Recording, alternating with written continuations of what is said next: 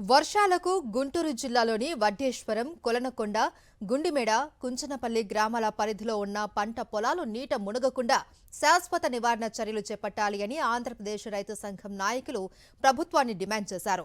నీట మునిగిన పంట పొలాలు, రైతులు గండి కొట్టిన ప్రాంతాన్ని సిపిఎం నాయకులు పరిశీలించారు.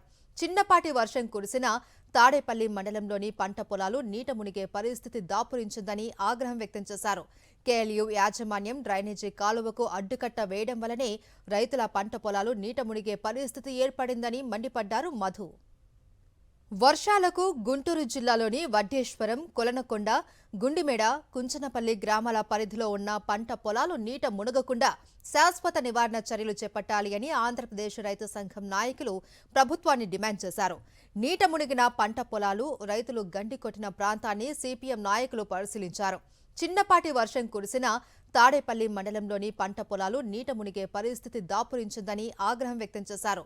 కేఎల్యూ యాజమాన్యం డ్రైనేజీ కాలువకు అడ్డుకట్ట వేయడం వల్లనే రైతుల పంట పొలాలు నీట మునిగే పరిస్థితి ఏర్పడిందని మండిపడ్డారు మధు.